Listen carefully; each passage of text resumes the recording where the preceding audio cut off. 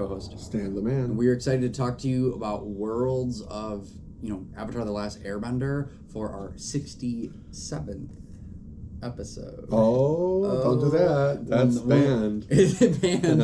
I just thought... Unless you play Pokemon. I just thought that we never get an opportunity in history. Yeah, I mean, this is the only time. I just locked us in right there. Who would have thought this meme would happen on time? Yeah, that this episode would happen during this time. It's okay. Man. I hate myself. Anyway, Avatar Worlds. I think your mic might be a little high. My mic looks like it's peaking. Go ahead and talk loud again. Sorry to interrupt. Yeah. We're going to do this intro over again. Turn it a little bit down. Yeah, you want to do the intro? You want to redo it? Okay. Try talking loud again. Hi, welcome to Tales from the Tap. My name is Frankie. This is my co-host, Daniel the Manual. And then talk louder again. You were talking really loud for a second. So, I'm super excited that this, in history, is the only time... Up more? Or down more? Up more. Up more, okay. Yep. Okay, go ahead. Super excited to be talking about Avatar The Last Airbender. Down a little bit more. See how it starts peaking like crazy there? Yeah, I don't know. I'm talking really loud. Okay, perfect. Again. Cool. All right, restarting Sal. Dip. Okay, episode 67. Coming at you live in 3, 2. Hi, welcome to Tales from the Tap. My name is Frankie, and this is my co-host, Stan the man. And we are excited to talk to you about Avatar Worlds and all that happened in Standard and Draft for our 67th episode. Frank's band. You can only do that if you play Pokemon. I mean, at least here. I couldn't pass it up. Not only is this our 67th episode, but it happened to be at this time where that is a thing. Topical meme that's kind of on the way out for us boomers. Had to get it while we could. What's it called? Yeah, but we have so much to talk about this episode, and usually I make it drag, so we'll probably just actually get in there. Sal, if you want to add the blooper to the end, feel free. After the outro music, we had a little funny start. But funny. Speaking of small talk, Avatar Worlds, that's big. That's going to be what most of the episode's about. We're going to get into that after the housekeeping. But honestly, I'm loving Standard right now. I really like it. Format looks so good. I wish I could play. I was so surprised from all of Worlds. We still have, according to the data from Goldfish and whatever, that Blue Black is good, but 0 people registered it at Worlds. No, there was people playing it. There was it really? Yeah. It was in the other. That's how few people. Yeah, it was so few people. It was other. I did my homework because I actually finally had some time today. I just didn't think that's never really happened, has it? Where a deck that so many people are playing online is then a fringe percent of the meta? I'll say this, I guess since we're on the topic. There are a couple things I wanted to talk about, and I really will get more into it in detail when we get to the second part of the episode. But one, Is It Lessons is very clearly the current Rakdos Vampires. Where it's the new kid on the block. It just became a deck. Honestly, I missed it, and I'm kind of ashamed of myself because these are the kind of decks that I'm usually really good at being nobody's playing this and everybody should be playing it. I already knew Is It would be good, and Is It is good. There's 3 different Is It decks, whether you're playing Lessons, Tempo, or Looting. Prowess. I guess looting is the looting is the Lessons deck. mid-range version. Well, there's I guess I was calling it Tempo, but it's mid-range with Row, Crackling Wit, and all the 3 decks are fine. The Prowess version is the one that I was saying which would have still been good had they banned Vivi when they should have, or Cauldron, and then we would have had it would have just been a Profs deck, and that would have probably still been the best deck. But when they were banning the cards, I was just get rid of these cards. Is It will still be a really good deck. I wasn't referring to Lessons, but when we were doing the Avatar pre-release and I was helping people build decks, when I was helping people with the lesson synergies, even in Limited, a lot of the decks, I was like, wait a minute, what? And I remember getting the Grand card because she was one of the promos that I had to hand out. And I was reading Grand and I was like, bro, because there's another card that's getting a lot of play right now called Tiger Seal. Yeah. And Tiger Seal, when that came out, I was like, this is the standard Delver, this is a really cool card. I was like, I'm not sure if you can really support it. And obviously they can, now that we know.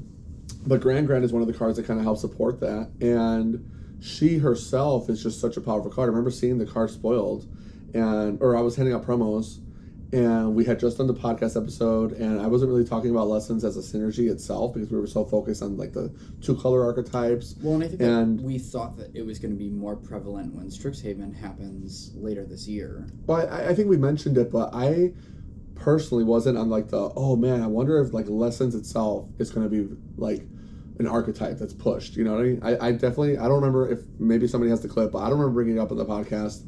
I think, had I been playing more actively, I definitely wouldn't have missed it because those are the kind of decks that I'm really good at. Like, nobody's doing this. They definitely should be. But it feels like a lot of people missed it because nobody was playing it right away out the gates. And then all of a sudden it just pops off kind of like Vampires did. And honestly, if it had popped off even a little bit later, because if you think about it, we just had like, the Pro Tour? Yeah. And the Lessons deck wasn't popping off. And then right by the time the World Championships comes out, boom, it's popping off. So it does kind of feel like that timeline where like Vampires, Rakdos Midrange was one of the best Pioneer decks. Remember Pioneer, guys? Oh, well, yeah, I was going to say. Do you remember that format?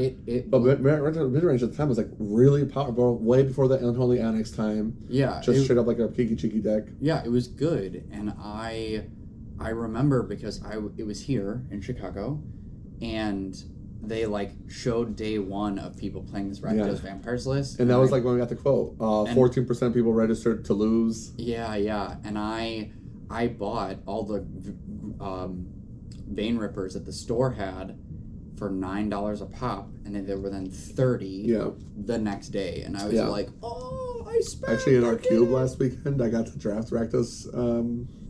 Not Rakdos, but I drafted Soren Vein Ripper. I was like, wow, I missed this. I missed the good old days. Yeah, so cool. But yeah, so that's kind of what it felt like to me. That Lessons kind of like new kid on the block. People underestimated how powerful it was. People figured out the list and then just started slamming. The thing is, it's not like it's on the same tier where like Rakdos Vampires was like completely. I guess it could be because like Vampires was really powerful, but it wasn't like unbeatable. Like Phoenix could hang. There was a couple decks that could like hang out with it for a while. Then they like banned all 3 of those decks. But Lessons like kind of just dominated this tournament. But when it comes to like these kind of level of events, they're kind of inbred. You know, like there's so few players and they all know each other and they all know what everybody's deck they're all playing. I think Seth Manfield himself, it was even like it took him a little bit of convincing to last minute switch to Vampires last time. And this time he was like, nope, I'm on board right away. You know what I mean? He's like, I'm not going to waste any time. But I think that's part of what made him so nervous. We'll get into that later. Because he admitted, he was like, this is the most nervous I've been for a tournament in a long time. And he's been playing forever, so it's kind of crazy. Yeah, and I don't know if you saw, but him winning at this event, he won exactly the World Championship 10 years ago. Oh, wow, I did not see that actually. For this event. That must have been when he was so nervous then. It's 10 years apart. 10 years in the same place, and I think around the same time of year. That explains the jitters, because he was like saying for whatever reason this tournament made him more jittery, and like he was feeling it more than usual. And I think even if I was at that level, I'd always kind of like feel that adrenaline, no matter what. I just kind of like love the rush of battle, but it was yeah, we were meant to be battling like out like Vikings. Yeah. This is our version. This is our version of that for sure. Hey, you got to find something, man. Find some. Go. That's why I feel that I remember we talked about like talking shit in video games and whatnot. I'm like, you got to get that bloodlust out of you, or else you're gonna take it on to society. You know what I mean? Let us rage in our games. There's a mute button for a reason. You got some of these guys want to go like fight, and they could have joined a boxing class, but they're just good at video games. So I mean, that makes me feel like we need to bring some of our own friends in to play some leagues so that they can get it out there to not bring it here. Well, at the shop it's not allowed. Take it anywhere else, bro. Go rob a liquor store. But anyways, yeah. So Avatar standard, really cool. The bans overall, I think, were successful. A lot of like old decks have been getting like coming up too. Like people are like, oh, what about all this old stuff from like last year that we were doing? Let's see if we can make it work again. And Team Marauder is kind of like popping up. So we'll get definitely. Yeah. We'll get into all that after. just wanted to point out for you guys at home, I think it was last weekend or this upcoming weekend. We're recording on Thursday night after Modern. Usually we do it after Pioneer, which is why I'm wearing the same shirt as last episode. My bad. I wore my Tuesday shirt on Tuesday. It's his Tuesday shirt. And so today I was late, so I had to wear my late shirt. But RTQ season started up. This is a good this time. Weekend. Yeah, this weekend. And it's going to be like 3 months of like a really fun standard to play, I think. And I'd get out there, play some, especially right now while like people are. I feel like a lot of people quit standard like 4 months ago, and either they had their RCQ invite or not. But the VV format kind of like ruined it for a lot of people. This format now feels a lot like where we were last year when Duskborn first came out in Foundations, and we had like just that awesome standard for like 4 months up until right around Aether Drift. It started becoming like the 2-deck format, 1.5 deck format. And even though Aether Drift gave us some cool tech, it just couldn't hang with what Gruul aggro was before we started getting like the 7 bans, and then I think we're up to 10 bans in standard, which is pretty cool for me because as a person who's like really pro banning and pro high level power cards, I like where we're at with standard. I don't mind a lot of bans as long as they're fundamentally good for the game. And it reminds me of like where Magic was a long time ago, because like Mirrodin had up to 11 bans in standard, and that's because they just went crazy with the artifact set. You're like, just they had to ban all the artifact lands, Skull Clamp, which is one of the most crazy cards of all time, and that format was definitely worse, but it was worse in the ways that Affinity was so parasitic. Standard now, it's just like, okay, 1 or 2 cards are just outlier cards in a 2-color combo that's extremely heavily supported right now, you know, because I think most of the cards that are banned right now are red or blue for good reason, and then the rest of them are just like one-offs that are kind of fucked up, because like we could have probably theoretically banned Agatha's Cauldron if they wanted to go extra safe mode, but it seems to be doing nothing in the format right now. We're cool, we're chilling. So I think it's a safe time to play the RCQ season. If you're one of those people that's already freaking out, like, oh, they got to ban Badgermole, which was what they were saying last week. Now this week it's going to be, they got to ban Lessons, you know, like just stop hanging out with those people and go have some fun. I promise you the format is really good. And if they do need to do something, hopefully they learn their lesson, and like the updated ban cadence that they were going to say, I don't know if you saw, we're going to talk more about our ban cadence, and they more or less went, yeah, we're going to try to up the numbers next year, but I don't think they gave us specifics again. So no, I don't think they're doing that until the next one in February. Right, which is like whatever. It could be worse. It's just like we talked about it so many times. I hate to beat a dead horse. They got to stop shackling themselves. Stop. Like if they want to pick a specific date in the future, that's fine. But like leave it open. Like we plan to do it not at this date unless something happens and we decide to address it sooner, and then you just put up an announcement like, hey guys, this Monday we're going to announce something. You know, it's so easy because like there's no rules to this, you know. They act like they're like the Olympic committee, you know. It's like you guys get to choose when the announcements are. You're making the game. Yeah, the only thing that I think will be interesting regarding standard is just, and I guess I'm going to talk about this now instead of at the end because we're already... This? No. This? Yeah. Save it. Okay. This is what I want to avoid. Well, anyway, Lorwyn. Yeah, Lorwyn is being spoiled. It just started, and like super cool. We just saw a new Elves card. I know you're probably jazzed about that, and someone immediately, I think, said something to Matt. I posted it to Matt, being like, Matt. Oh really? I didn't see Elves. that attacked. Yeah, and then he was like, yeah, too bad Elves are still so bad in Modern. I mean, yeah, they. Oh, that was a while ago. That was last week. The one I talked about today. No, they said that once this card got spoiled. Oh, I'm talking about. Wait, we were talking about a new elf today. Oh yeah, there was an elf today that got spoiled. That's like one? Yes. Yeah. That one is like an elves card, but it's also like just good. Mm-hmm. So we were talking about that one. Yeah, I remember. Yeah, a couple days ago or whatever when we were. Yeah, I mean, elves probably does get a good amount of support from this set. Whether it'll be playable in Modern, I think it's actually kind of the same problem that the standard decks are having, where like people were freaking out about Badgermole, and I remember like talking to them about it in Discord, JD and Robert, where we were like, it's creature combo. These are like the most fragile decks, and Elves is the most fragile of them all. I mean, I used to lose to like -1 all your guys when I would play Legacy back in the day. I'm like, yep, Ruinous all my guys waterbending? are. No, it was Marsh Casualties. No, I know. That just came out in. Iroh's Iroh's Shout or whatever it's called, like that one too. Oh, there's that one too. Yeah. Anything that One would damage. end the festivities would have blown my dick off back in the day. Yeah, I mean, you're feeling burnt. Is this something we save for the end? No, I mean, like, I'm seeing Lorwyn spoilers. Oh, and you're burnt because of how many like. Yeah, spoiler I'm seasons? just like, I barely felt like I've enjoyed Avatar at all. I mean, and to be fair, part of though, that because you're always busy. Yeah, part of that's because I'm busy.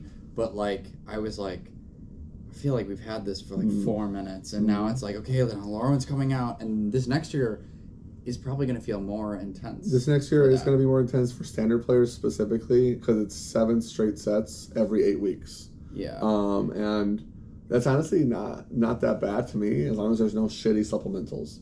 I don't want another fucking remastered set. They're garbage. I fucking hate them. I don't want like a non-standard UB set like Assassin's Creed again. You know what I mean? Yeah. Like if they are not doing those to give us more of these, take the trade. Thank you. Yeah, I'll take the trade. I think too. the sets are also going to be smaller. I hope so. They're not all like 300 card sets or whatever. Well, I hope so because like the other thing that's making me feel burned is like, right, I don't have Quantum Riddlers. And like that card is $1 million, and now it's like, oh, product issues are kind of affecting these cards right now because if Edge of Eternities was available, or if it was when it was like the new set, people would have probably drafted the crap out of it. And I remember not being able to run Edge drafts. Yeah, I mean, and Benjamin Cubs are like the but set, there's plenty of Avatar product. I think they're $70 right now. Rip those Avatar packs. It's like the TikToks you make. Hey, I went to my local game store, got a promo pack, opened a fucking Bloodletter of Eclipse Huts. Open to fucking Ouroboros, open to whatever, you know. Yeah, and that's the other card I don't have. I don't have Ouroboros either. Yeah. And Simic is like... Bristly Bill, there's so... Dude, it feels so good right now to me, if I was like a player. Because like, as a store, I try to provide a product to my customers that I would want as the player. Yeah. And looking at the formats, I'm like, dude, if back in the day, we'd rip our prize packs and it was dog shit. It was always dog shit. You were never... Oh man, I hope I get Gideon. That's basically it. Yeah, or like Ulamog. The best card you're pulling in the set is the Thoughtseize.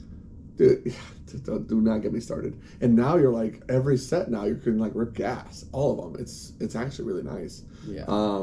I still play like way more than the average person and don't feel like I've ripped enough of Edge or Avatar. That's why for Star Wars. Well, yeah, I guess like week, I was wanting only mythics makes it hard because like it's like if you're ripping for Quantum Riddler or Badgermole, then the math is still the math. Do not rip packs by singles, because like you'd have to rip boxes to get more than one mythic of the same guy, and at that point you just spend the $80, which is half a box now.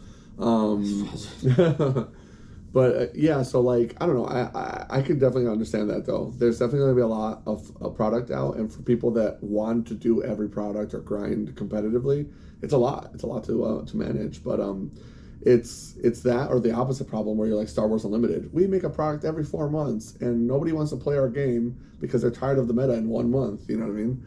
Like, you can't have that. It's like almost a way worse of a problem to have. Yeah, and I think the other thing that's probably also making me feel burnt is like I haven't spent a lot on it, but like I've also been doing Riftbound. Yes. So like between I think like honestly, Riftbound is the reason people are feeling burnt for Magic because they have an alternative that is awesome. Yeah.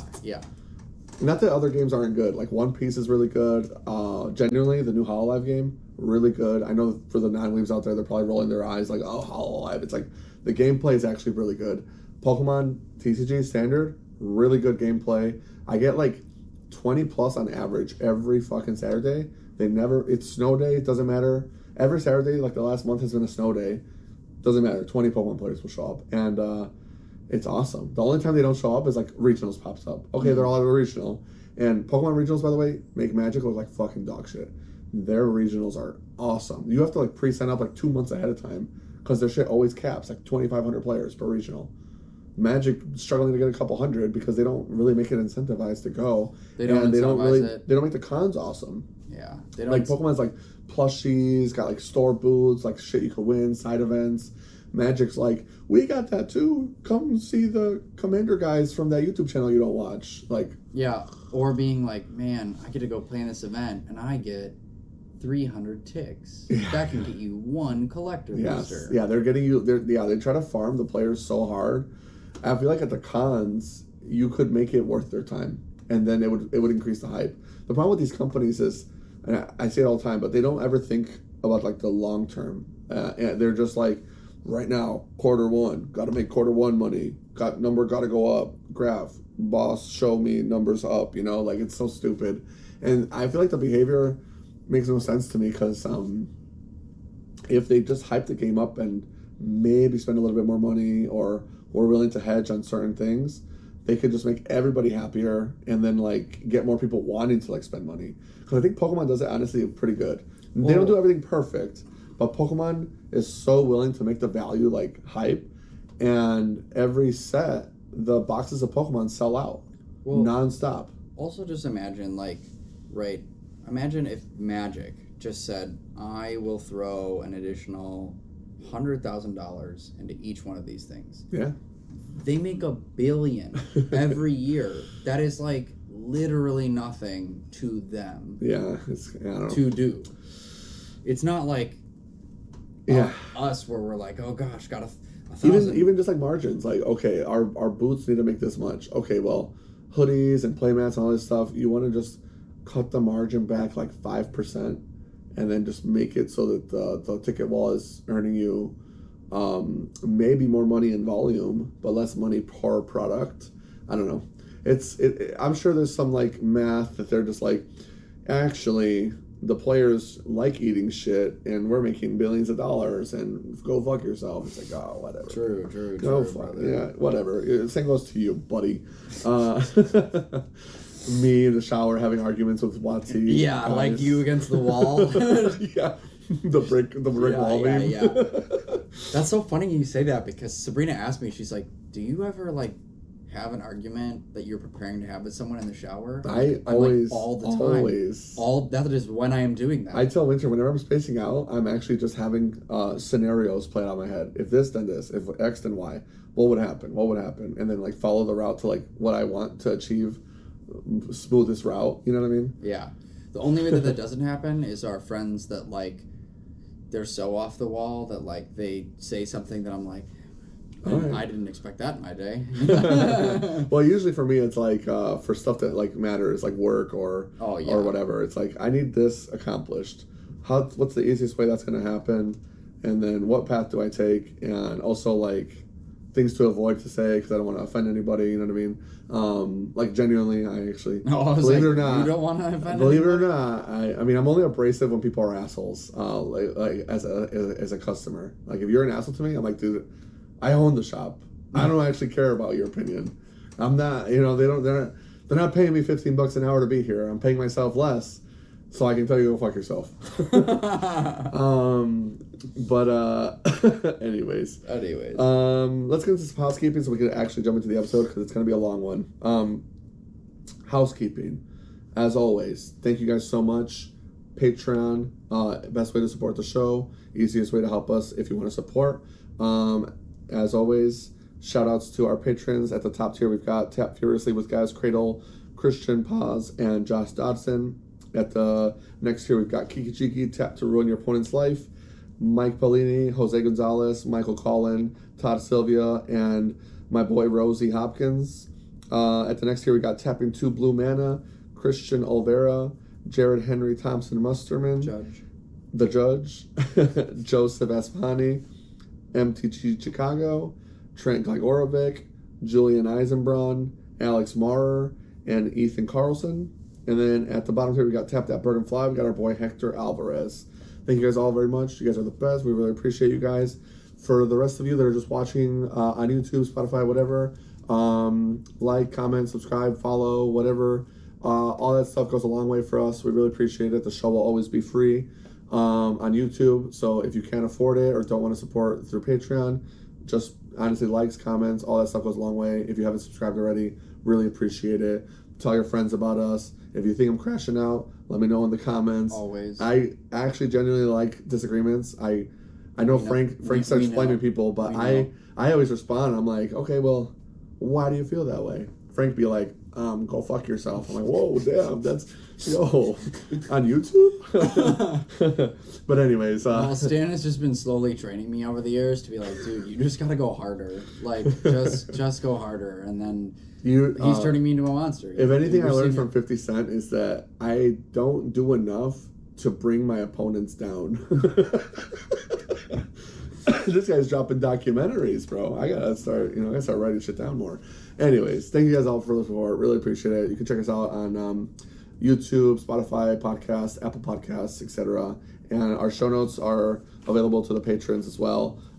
If you want to see what we did, usually these are up before the episode, so you can get a sneak peek. But the episode is always a day early on Patreon if you want to get the earliest access for the most topical news ASAP.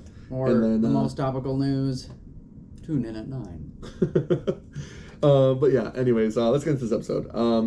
And let's start with some juicy stuff. I'm pretty opinionated about this. I was kind of ready to crash out earlier because I was so mad after like hearing everything I've been hearing since the event happened. I'm so glad we get to record these like 4 days after sometimes, because then I get to like go back and look at what happened and be like, people are fucking stupid. So stupid. What's it called? But yeah, let's get this out of the way. Seth Manfield wins his second world championship. And is he a cheater? Find out right now. Right now. Anyways, Seth Manfield, second time world champion. I think we've talked about Seth on the show a lot of times because I think even like last Worlds he top 8'd, or there was like a Pro Tour he top 8'd recently. I thought last Worlds he top 8'd as well. Oh yeah, they went because it was the one where he was 13-1-1. I'm pretty sure. No, that wasn't Worlds. Was it the Pro Tour for Duskmorn? I could be mistaken.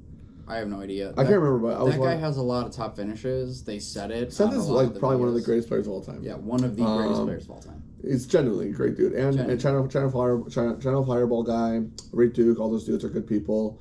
Really, really powerful mages, and just nice guys. He's super nice. Yeah, genuinely really nice guys.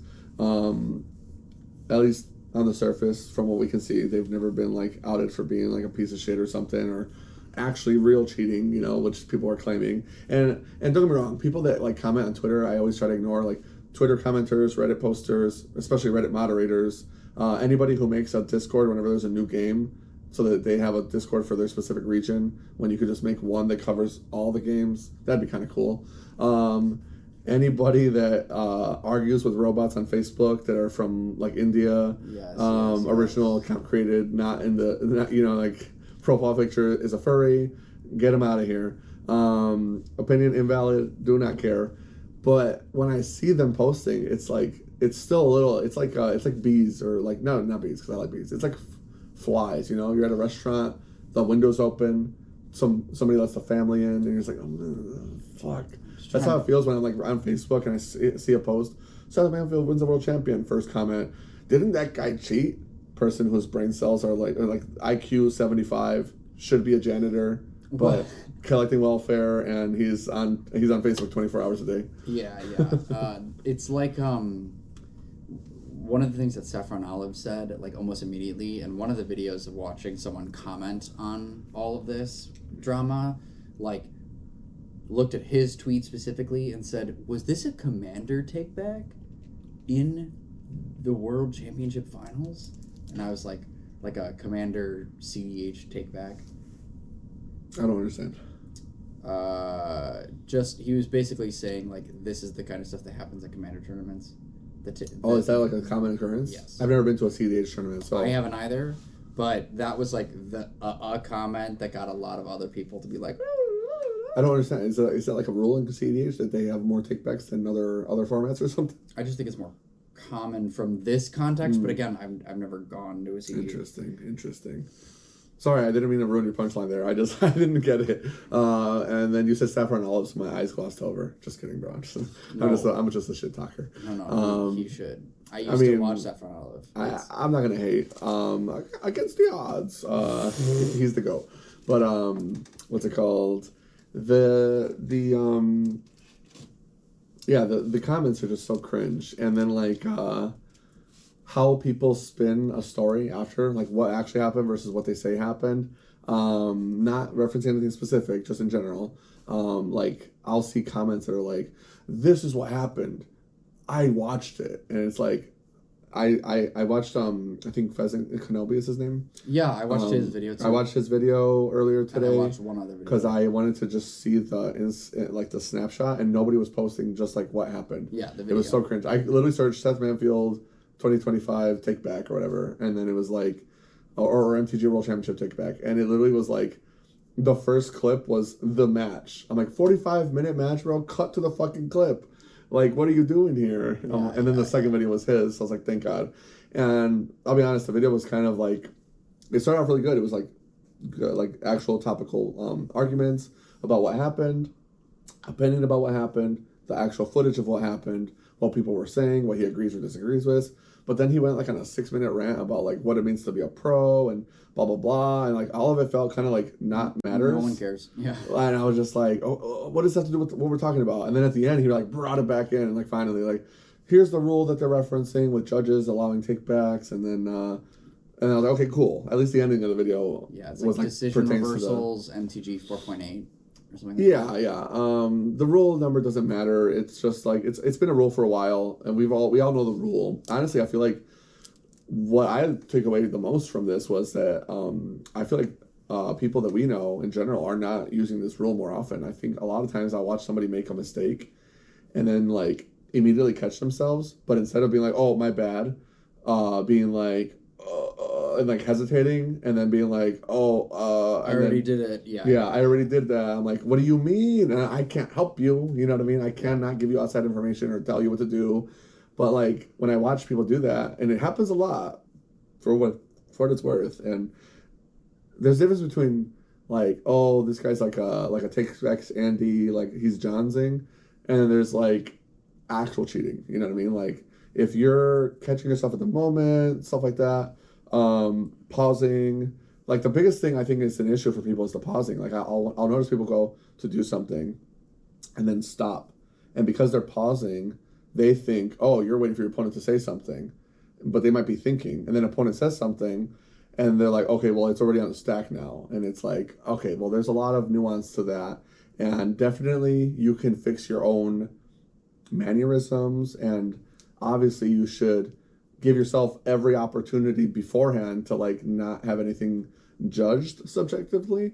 But at the end of the day, if a judge gives you a ruling, especially at the top level, these are like world championship judges. This isn't like judge at the local 1K. You know what I mean? Like this is there. People were like calling the judges dog shit. I'm like, bro, these judges have been doing this since you were a seaman. Like a lot of these guys are like actually like genuinely L3s. They know the fucking rules inside and out. They're being paid to be there. Like, what are you talking about? Yeah. You don't get paid to be a magic judge on accident. You know what I mean? Because these are the ones that they're actually paying. Right. So the first scenario that like happened was the one with Eloquentia in the Cavern of Souls. Yes. And so one of the things that I think that well, hold on really quick. I'll let you give the opinion. Let me just give it the breakdown. Okay. So since we don't have the video footage and we're not editors, the first one, the first take back of the two, which people made it seem like there was 10, but people made it seem like there was a lot. Yeah, but the first one was yes, Eloquentia, like Frank said, opponent, and to me it was so fast, so I was even more upset. But opponent basically goes Cavern Souls, names insect, immediately taps the land. He had just played the cavern. Named Spider. Spider, yeah, sorry, not insect. Named Spider, taps the lands, plays a guy, and obviously the guy was like green and black. It wasn't like there was generic mana. So like obviously he paid the cavern cost. But he played the land tapped and went to play the guy pretty fast. And pretty quickly Seth went to go Eloquentia. And then when he went to grab his treasures to pay for the mana, he went, wait, you just used cavern, right? My bad. And then immediately pulled it back. Didn't even lift the treasures off the board or nothing. No, like he moved the treasures to the left, but never let go of them, and didn't drop. He never like. No, he had them turned. He didn't even move them off the board or shift them. He had them turned, like he was tapping them. He would. I mean, yes, he was tapping them, but he didn't move them off the board or lift them up or anything. Right. So he had them tap for mana, and then he went, oh, on taps. Never mind. This is caverned. I'm gonna keep my card. And the opponent didn't say anything because there was nothing to say, and the judge didn't say anything because there was nothing to say either. If anything, I think commentary kind of stirred the pot a little too much. They were like saying, well, you can't do this, you can't do that, and it was like all boomer shit. I'm like, kind of dial it back a little bit. You're stoking the flames here. Well, and but yeah, so, it was so. It was he never let go of either of the things. That's the thing that was big for me. Like he so quickly like he picked up the brood spinner, put it back down, and then just like was like, oh, and it was like that. Yeah. Like it wasn't like he like countered it. He said resolves. Like there was none of that. Right. Yeah, I agree. Was there anything else you were going to add to it? No, I was going over what happened. I was just going to say because I cut you off. Remember? Yeah, I was going to give the scenario. That's what I was saying. It was. I thought you were just going to say your opinion on it. My bad. No, I was giving what happened. Gotcha. My bad. I thought you were just going to say like this happened and here's why. My bad. No. The next one is where it gets a little bit more egregious. And I guess I'll just say what happened. Frank can give his take because for what it's worth, this one is a bit more nuanced. The first one is like a non-issue, and then and that's the one that like one of our friends was like, he tried to counter with Cavern and I couldn't believe it, and I was like, I mean that's a common misplay that people make, but if anything, for me, honestly, that was so like not an actual mistake. He took it back so quickly that I was like, whatever. Yeah, and I'll be honest, bro. Like, I will play like I'll be like in top 8 like an RCQ, and opponent's trying to counter something, and I'm just like, and then like if you need it that bad, bro, pick up another hobby. Like if that's the one line you need. Oh, I would never let my opponent take back something off of my Cavern. Okay, well, I'll see you at the top 8 of the Pro Tour, man, because clearly you are the best. You're the fucking guy. Yeah. But yeah, so the next one is a bit more nuanced, so we'll have to talk about that. This was a different game, right? Different game, different opponent. Same opponent. Same. Oh, this was the finals. Both times. This was the finals. Yeah. Okay. That's what it was. It was the first one was game 1. Yeah, game 1, and this was game 3. Yes. Yeah, and Seth Manfield was up 2-0 at the time. 2-0. Because he swept. Yeah, that's why I was actually really annoyed too. But I'll get into that after. So the second one, he's playing Boomerang Basics, which honestly, shout out that card. We're gonna get into it. Boomerang Basics. What a fucking card. And this town ain't big enough. Wrong. It actually came back around. Well, and it's it did come back. But that was good. That was really good. Appreciate that. Go ahead. Oh, I was just gonna say that like Boomerang Basics feels like a mythic uncommon. I have opened up. I've opened up 3 pre-release kits. I actually didn't know it was a card. And I did well on pre-release. So did I you got talk about it on the podcast? I don't remember if you did. I thought I might have talked about it for like Pixie. No. For limited one. We didn't talk about it, I'm pretty sure. Oh. Because for the limited one, we didn't talk about it, which, to be fair, in limited, it's not, like, amazing. It's an unsummon. It's not bad. It's not bad. It's just, it's not like, wow, limited, you broke the game. You're flunking your APA. You know what I mean? Like, but I was like, what? Like, when I read it, I was like, again?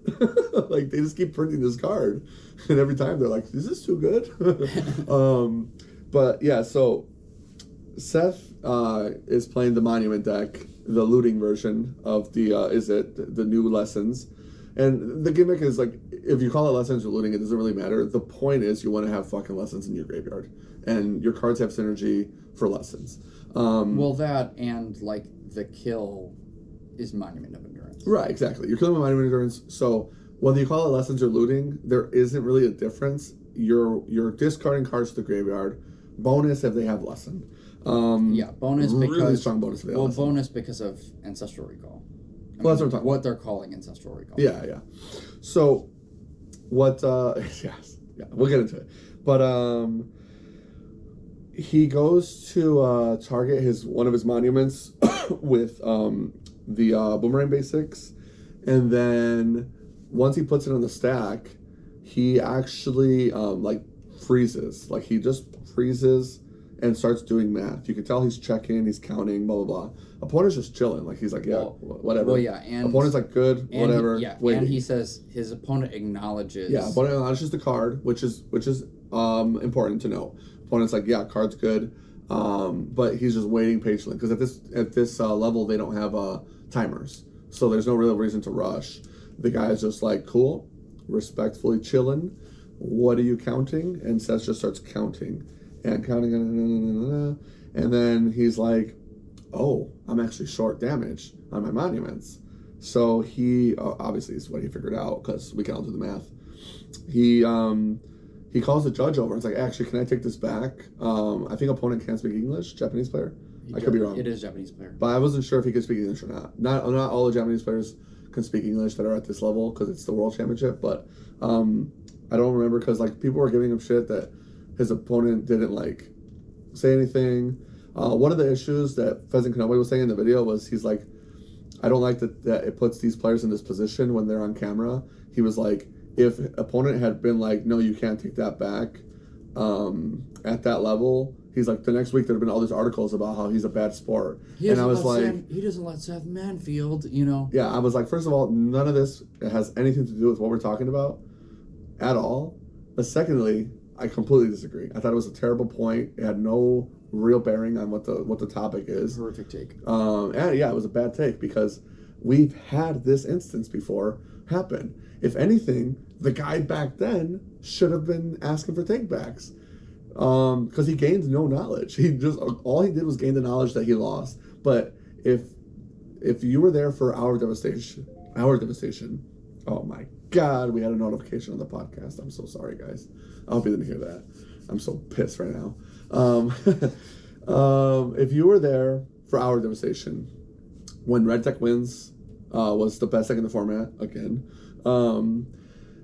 The finals of the Pro Tour was literally decided on a complete misplay that should have been a take back in my opinion. But everybody back then was like, oh man, that's crazy, that sucks, can't do that.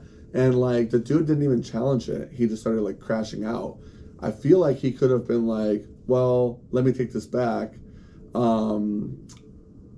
Theoretically, it's like the same idea. I would have honestly said that one was even worse because I think we talked about it already before, but it's probably been like a year. But do you remember that one?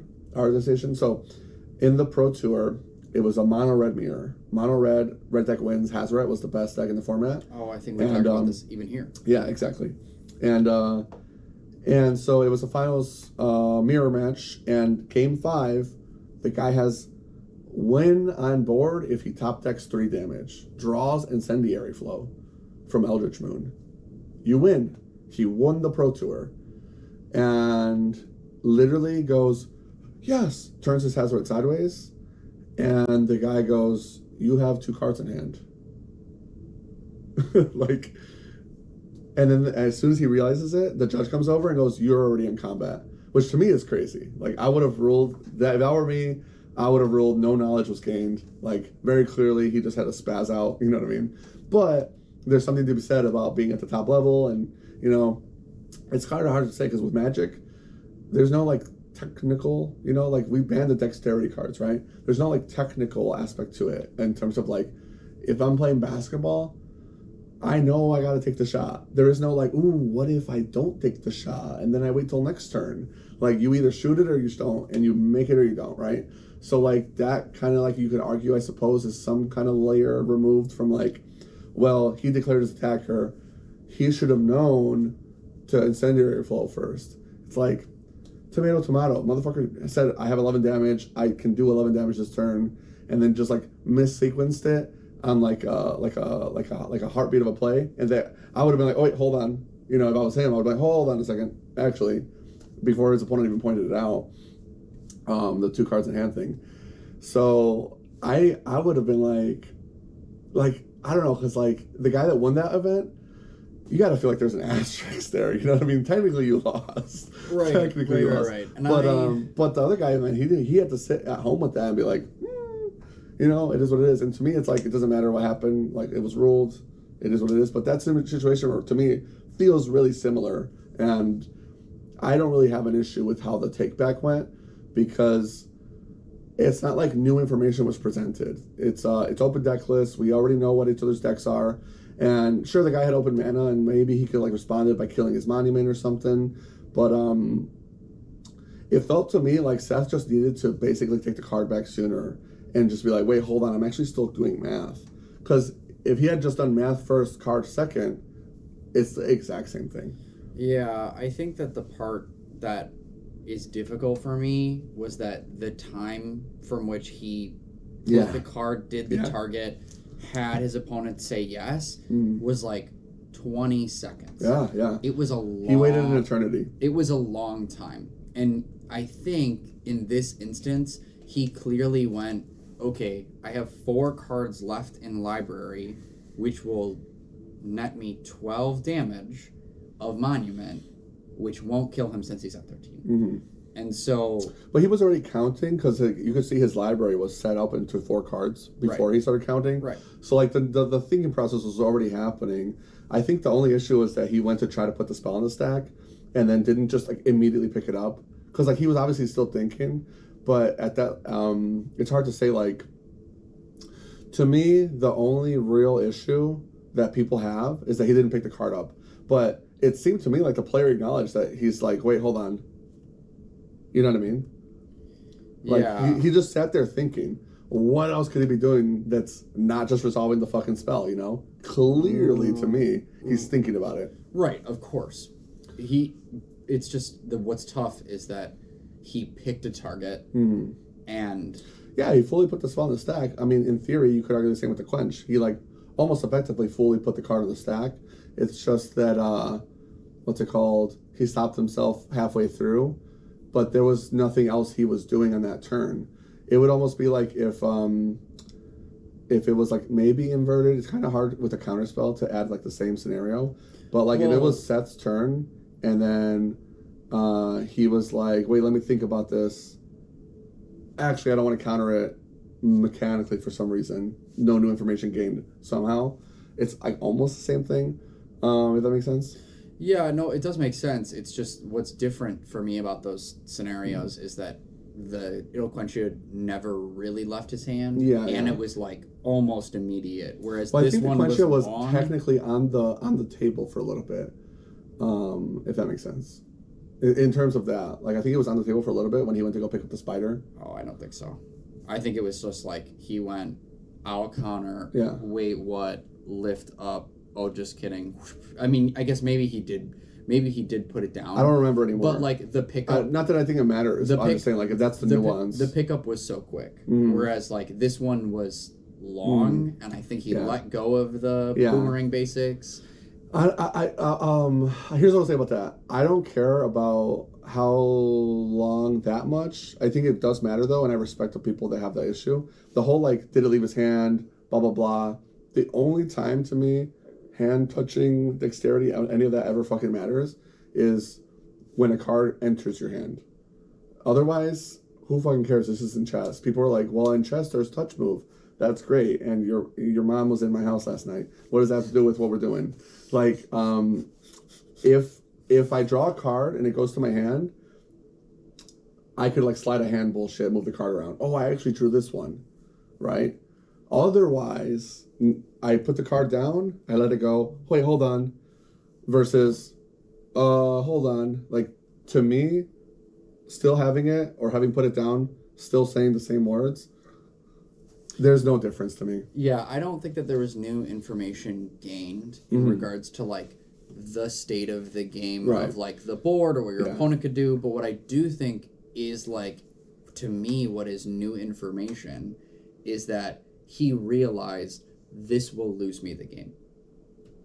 That's what I think the tank was over, wait a minute, I don't have enough cards to actually do this. Can I take back? So the problem with that logic, I would say for myself, agree to disagree is fine. Let me know in the comments. Let's fucking argue. Your mom's in the comments. Excuse me. So the issue I have with that logic is if like that level of knowledge is information gain, then effectively there is no take back rule, because if I go to cast a spell, you just affirming that it's good is information gained.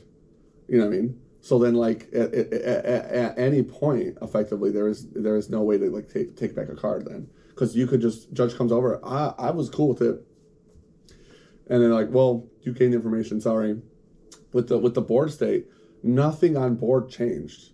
No, nothing on board changed. I don't think any. That's what I'm saying. I don't think anything on board changed, but I think that he did realize that his miss sequence would cost him.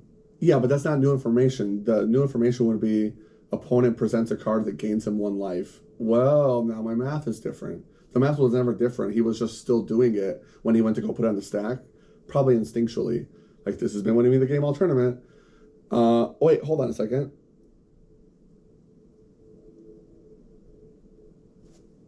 Oh, judge, you know what I mean? And I just can't really have an issue with that personally. And I don't think the opponent did either. I feel like he would have appealed. I don't agree with the whole, he didn't want to be a bad sport. Opponent was asked, and he was just like, whatever. Literally, opponent went, good, go. Come on, let's show me the kill.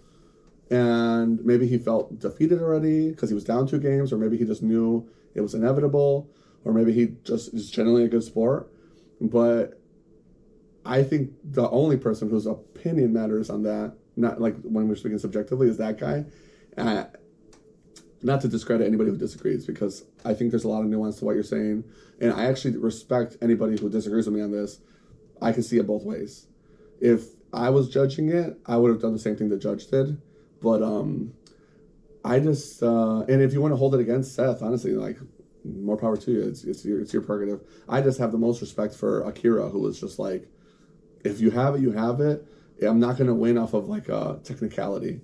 Well, yeah, and that's although if you put a reverse swept after that, dude, that would have been fucking crazy. It would have been crazy, and that's the thing that I also feel like would also made me a little annoyed with everyone's crash out, because it made me feel, from what I heard, everyone crashing out about it, that this cheat cost what made the match. Yeah. Seth was sweeping him. Yeah. When this error occurred. Yes. Yeah. And so like, whatever. And like, error is debatable. It's not like it was like yes, we confirmed cheating happened, and he got the game still. Whoa, you know what I mean? Like yeah, that's what I agree, 100%. I even posted in Discord. I was like, bro, these guys made it seem like he was. First of all, when I was hearing things, they made it seem like it was happening all tournament. Right. Like, he got to the top 8 because of takebacks, and then in the top 8 he got multiple takebacks. It was one fucking match. I mean, yeah, it looks like it was 2. From what I saw, there were 2 takebacks. Yeah. And then the rest of it was just like sloppy play, but like sloppy play is not a ban or like a improper it's not like the end all be all. Like, there was a couple times where he's like, oh, I haven't discarded, I'm trying to like resolve this trigger, and the judge was like, hey man, watch it.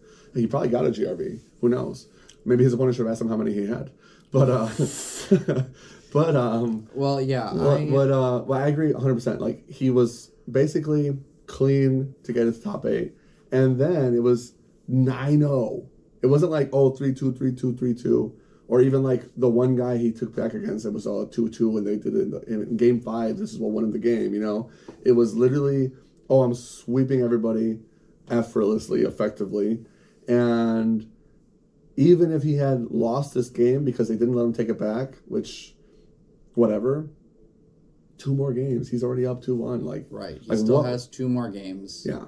So, yeah, that's the part that I felt really weird about. I mean, I still lean on the edge of like, I think that if the Boomerang Basics resolves, he has to draw the card off of it, because the card says draw a card, and then he doesn't have enough in library. So I do think that like the resolution of that spell. Oh yeah, if he resolves that spell, the game is over. He loses the game. He loses for sure. On the spot. On the spot. Because he doesn't have enough. And then he gets 2 matches on the play, or games rather. I don't know. Oh yeah, I mean, I still think that he was probably winning it, even if he loses this game. And so that's why I don't want to say like that's what I'm backing my logic on either, because I don't even think that's a good argument. No, I'm just saying like people made it seem. Yeah, people made it seem like this is what determined the worlds, which that's the part that's wild to me. Yeah, and so like, I mean, it's just average Twitter shit. Like, oh, I have a terrible opinion. Wait, what if I post it on the internet? Like, yay! Great idea. Thank you, whoever invented the internet. Yeah, great idea. Anyways, okay. With that being said, crash outs aside, let us know if you agree or disagree. I genuinely want to know your guys' takes because I could see myself having my mind changed on this, but from what I saw, I would have been this. Not that I'm at that level, but I would have been the same as Akira. I mean, I've already talked about it in the podcast. I literally am how that guy is when I'm playing with people. If what they're doing isn't like, oh, I did this, this, and this already. Can we go back the whole turn? You know what I mean? Like, hey, I went to counter your thing. I have a cavern. Don't do that. You know what I mean? Like, if they don't ask for the take back, I won't stop them. So I'll respect the honor back. Because, like, if I make a misplay and I feel like it's a bad misplay, I just go, well, it happened. Let's see if I can figure it out. You know what I mean? Yeah. But maybe that's why I never win my RCQs. Who knows? You have the 2 you go to a year. Hey, listen. Hey, you only need 2 if you never miss. Yeah, that means you got to join us for Chupacabra on January 3rd, baby. January 3rd, baby. Maybe. Excuse me. Sorry about that, guys. I didn't mean to cough. Okay. So, top 8. Let's get into it. Is it lessons? We already talked about. Breakout deck. Kind of a beautiful deck, honestly. It's just a work of art. Honestly, it's probably it's such an Avatar deck too, because like the whole deck is Atla. This is like a block constructed insta-ban deck. Like for those that remember block formats, if you're playing block, this is like the you're playing Mirrodin block. All these artifacts are banned, and it's like 20 fucking cards or some shit. All the lessons are banned in Atla block constructed.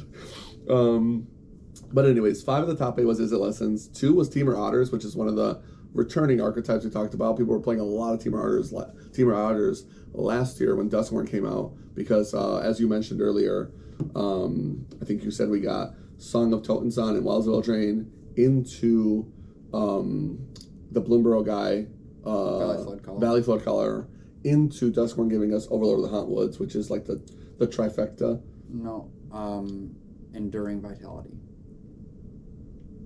That's the one. Enduring Vitality. Why did I say Overlord of the Hauntwoods? Is that the green one? That is the green one, but it is the green Overlord, not the green Enduring. Green Enduring is what I meant. I'm tripping. Oh man.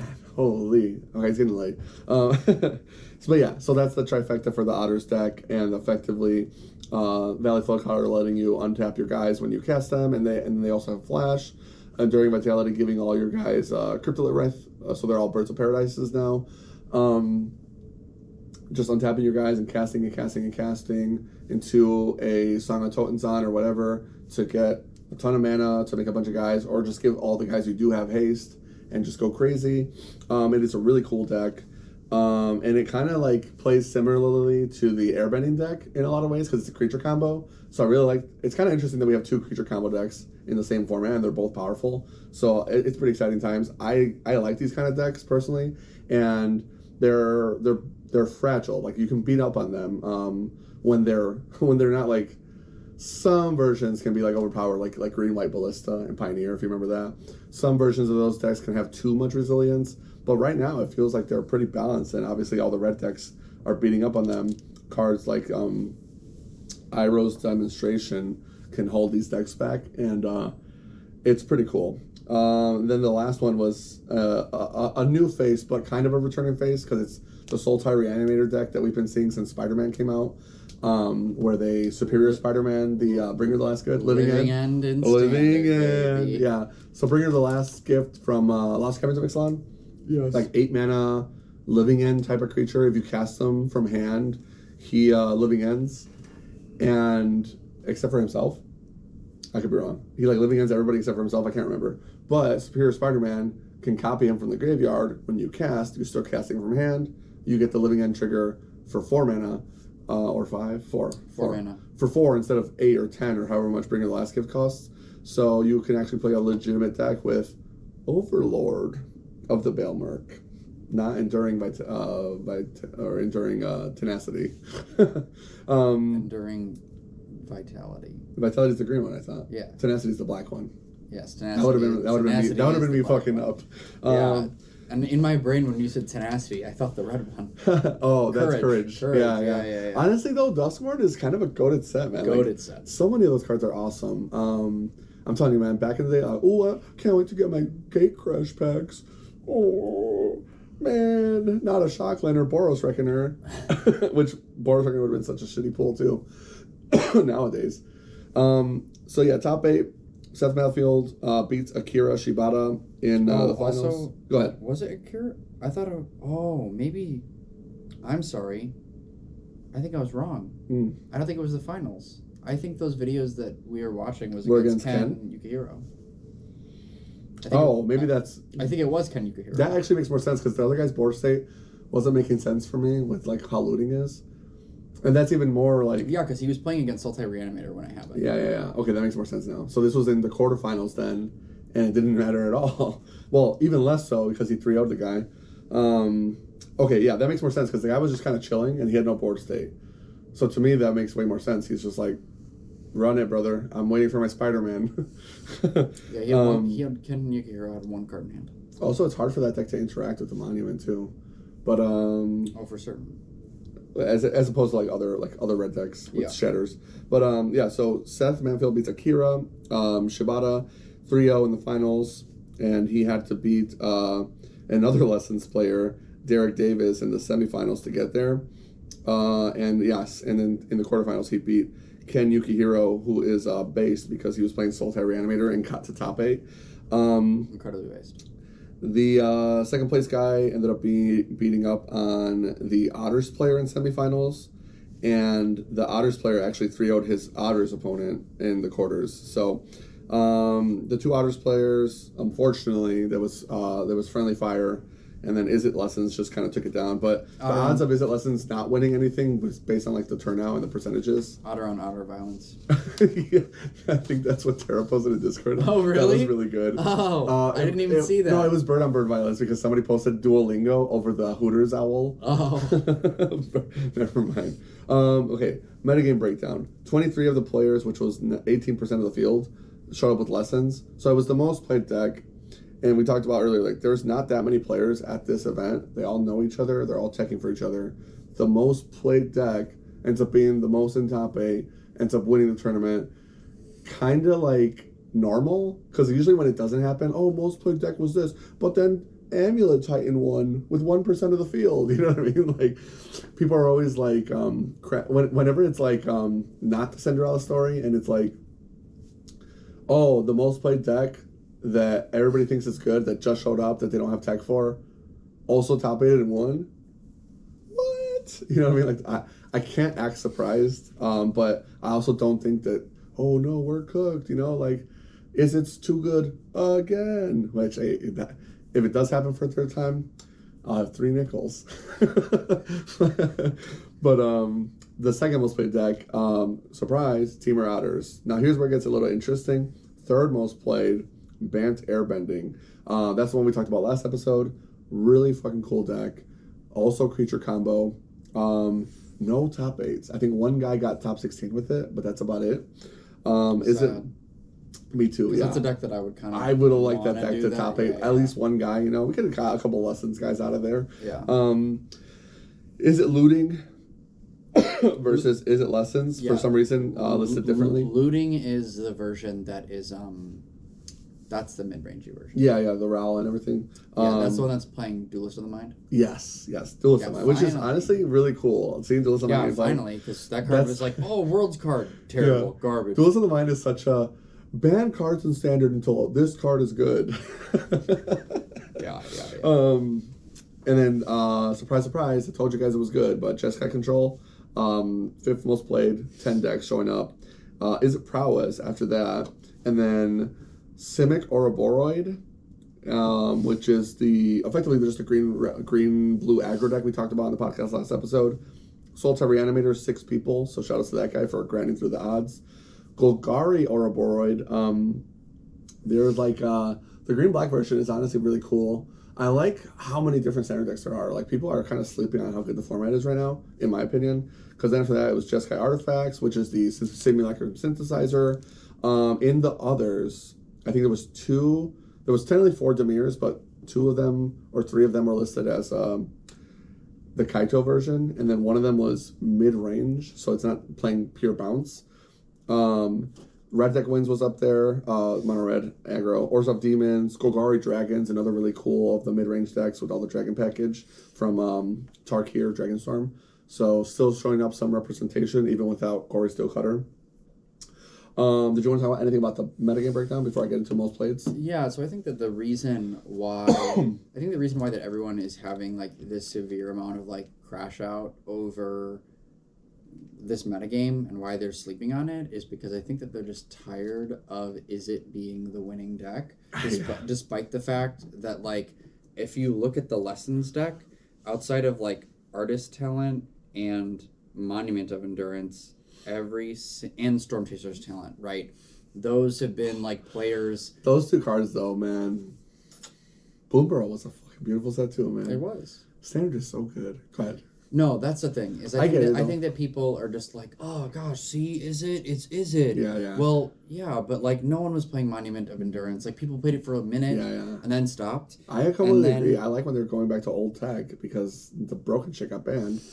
And I definitely agree with your point. It's like these like kind of like smooth brain guys see like blue pip, red pip. You know what I mean? Yeah. It's like I gotta put a gun in my mouth. The Commander meme where it's like there's the one guy that's wearing like the counterspell shirt, and then there's the other guy wearing the shirt that's like blue players should be like genocided or something. There's no in between. You either like blue or hate it when you're a casual. It's that, and like you're right. I do think that if like Badger Mole Cub is murked, then those decks tend to flop. But the deal is that like Badger Mole Cub made Temur Otters and like Ouroboros a turn faster. Yeah. Like they just have the ability to go quicker than they did before, and that's the part that I think is crazy. It's so nice, especially for the Otters deck. Well, I think especially for Ouroboros because the Otters deck needed that mana, guys. You know what I mean? Yeah. Now they're going crazy. Well, and Ouroboros like being like, oh cool, now I'm putting counters on the lands that can also attack in now. Yeah. So like that, I think is also really sweet. Yeah, true. Yeah, so I think that's the reason why people are crashing out is that like those 2 decks just got like a major upgrade, but were already decks. I mean, Temur. Well, they were like tier 3 though. Otters came back. Ouroboros was like when they banned before Worlds. Ouroboros was like the second most played deck. Pretty good. It was like the second most played deck. There's the one guy that you can like beef up with the landfall or whatever. Oh yeah, the Genomorphomago. I'll be honest though, like that version of the deck was so mid in my opinion compared to like where we're at now. Now this is like a tier 1 deck. Well, yeah, because Badger Mole Cup is crazy. Yeah. Well, I think crazy in a good way for what it's worth. People were like, we might have to ban this card. I'm like, who is we? I am not French. Like, so do not keep me away from that. We are not French. Okay, despite the fact that you've had like a little bit of like scatterbrainness across some of this episode, you also had some of your best zingers, in my opinion, in addition to that. I'm just so tired. Work has been rough. I'm also tired because I had lasering yesterday for my tattoo. So like, tell about the tattoo, George. I'm just like, I'm a little sleepy because my body is like, what the hell did you breaking just do? Breaking down ink. For me, oh my god, I planned on sleeping in today so I would have energy for the podcast today. I wake up, I'm like, Dylan, how's the shop? I'm taking my final today. Remember, I'm not coming in today. Oh! It's like 5-minute shower, you know, like the PTA shower. You know what I'm No. My rest in peace, beautiful woman, but she was such an awesome person. My nursing teacher for when I was in high school to become a CNA, she was like top-notch nurse, just an awesome person and a great teacher. She's passed away now, but just awesome person. And she would not just teach us about the healthcare, but about the lifestyle of it, you know. And she, like, when you're working in healthcare, sometimes you be pulling doubles, and you don't have time. You go home, you did a double, you got to come back, do a double, hospital shift, graveyard shift, nightmare time. And she's like, sometimes you got to do the PTA. and she called it the pits, tits, and ass. She's like, you go home and you hit the fucking parts that matter, and then you get the fuck back to bed or to work. That's you know what I mean? so funny because I, like, not gonna lie, I call it my quick shower. When I'm like, oh, I'm running really late, Yes. It's just like, whoop, whoop, Yep. whoop. Yep. All right, let's Anything go. that stinks or needs to be washed daily. Yeah. And then you go. Actually, since I turned, like, I don't know, 26 or 27, though, I've added to that list. I now also will do my feet. Yeah, oh, dude. Yes. You guys aren't washing your feet, and it's disgusting. It's gross. Yeah, stop letting just soapy water. It's not running down to your feet. It's going down your legs, off your ankles. You're nasty. Wash your fucking feet. Wash your feet. This is just a public service announcement for you. Wash your feet. feet. If you have a girlfriend, she knows your feet smell. Trust me. And on top of that, belly button. If you're an innie, wash your fucking belly button, bro. I have an innie. And you think your belly button doesn't stink? Put your finger in it right now. Oh no! Stop. For the viewer. No. Put it in right now. Smell it. Yes. You're welcome. Okay. Wash it. Okay. Go to the bathroom. Wash your hands. Get some soap on your finger. Clean it out. Cochino. All right. Anyways, the most played cards. Avatar: The Last Airbender. Please. No more belly buttons. I was fine until I wasn't. This guy's over here talking about tattoo removal. Belly buttons. Oh, dude. When you said dig in there. You gotta do it. Make sure the floofa goes in there too when you're showering. The loofah? I don't know what you call them. Floofa? Floofa? Yeah, it's a floofa? I don't know what you guys call them. Loofah. Sounds about white. That's what I was thinking. I'm like, I would have called it a washcloth. I mean, or something. I don't have a loofah personally, but that's like the ball that you put the soap on, right? I know loofahs because of some like Cartoon Network shit. So what do you use? Just soap? Me, yeah. I used to use washcloths. I have a bar of soap. Yeah, but like just the bar. My bars are I feel like the bars pointy. Just get a little. I feel like stick I'm a corner gonna in and twist. It's so slippery. You're gonna just like whoop. Oh, there it goes. And then on top of that, drop the soap Don't choke here. Don't drop the soap. On top of that, it's like it feels more wasteful. Like you're using so much extra soap, and then it doesn't scrub. It feels like for me. Oh, I really need to scrub that sweat off. My usually the bars that I get have grit on them, so they've got like oatmeal or whatever. Gran wouldn't have liked that. Sorry, because Gran I'm trying to keep it. Skin. I'm trying to keep it topical. We are keeping it topical. Anyways, okay.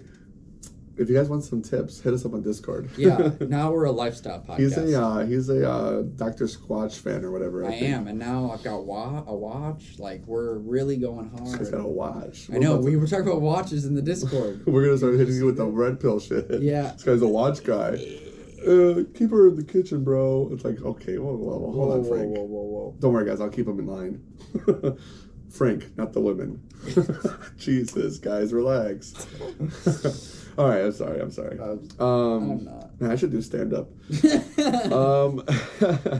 Most played cards from Atla for the World Championship. We talked about it earlier. Boomerang Basics, man. 253 copies, just smoke in the field. What a beautiful card. I really like these, like, unsummon with a gun. Unsummon with that stick that Teddy Roosevelt used to carry. Unsummon, but it's a centaur. You know what I mean? Like, it's always something different, but it's so cool. Unsummon. We've been talking about this since, like, Roosevelt Train. With a gun. It's just like any card you could think of. Like, what if we did that card, but it also did this? It's like, yes, bro, energy, but not parasitic. And now we're doing it. Badgermo Club, second most played, 60 less copies. So all these green guys, they showed up, but not as much as the blue guys. The one that I think is really cool, and oh, by the way, on this list of most played cards, 1, 2, 3, 4, 5, 6, 7 of them are lessons. So like the whole deck is Atla, and like supporting the lesson plan is like crazy easy. So at like 7th or 8th most played, you have Gran, which is 90 copies of. So I don't know if decks were playing 4 or if some decks just weren't playing her. I don't remember all the numbers, but she was one of the cards that Frank and I were talking about earlier, where she can attack, and her attack triggers a loot, because it's whenever she taps. If you tap her for any other reason, she still triggers that loot. But What's crazy about that is when you have 3 lessons in graveyard, and looting is just draw discard, which you want to do. You want to get 3 lessons in the yard as fast as possible. She lets you cast non-creature spells for 1 less if she's active with the 3 lessons in the graveyard. Well, we just talked about Badger Mole speeding decks up. Monument's a 2-drop now, so the reason why they can actually afford to bounce it back to their hand and start casting and going crazy is the fact that Grand is kind of making stuff cheaper. She's a very powerful card. Yeah. And that's not even like the strongest thing you can do. Like, all these lesson cards are actually just fundamentally really good cards.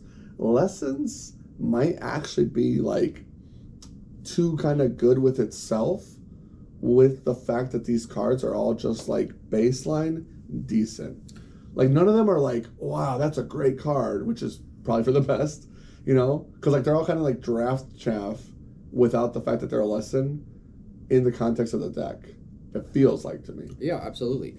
But what's even crazier, besides Boomerang Basics, that card is fucked up. Right.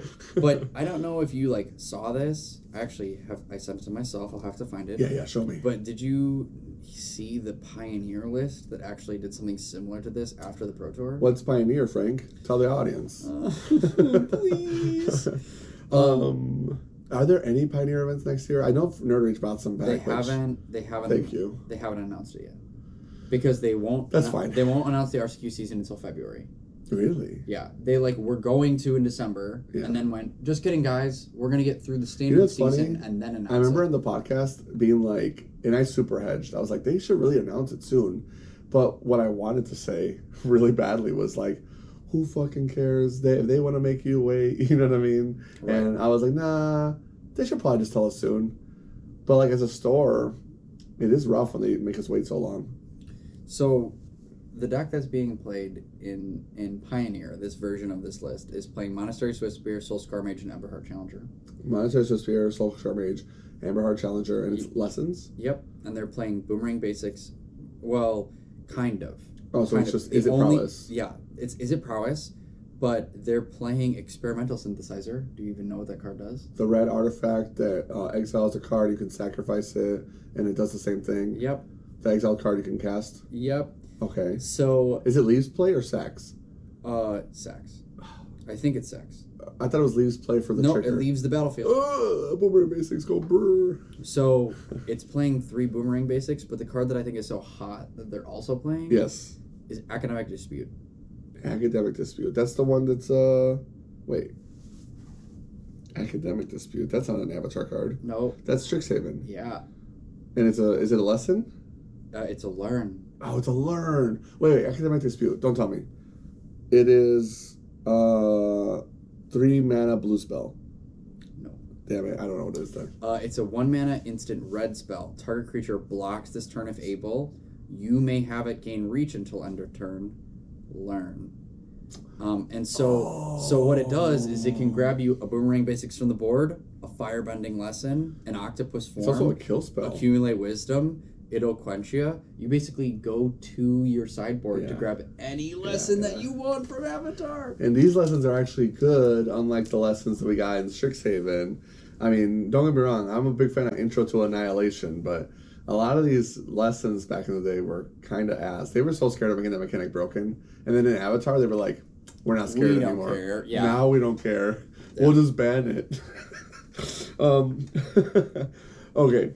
Well, that's actually really awesome. I want to play that so bad now. I know. I think I have almost, I mean, besides the accumulate whatevers, I have most of the deck.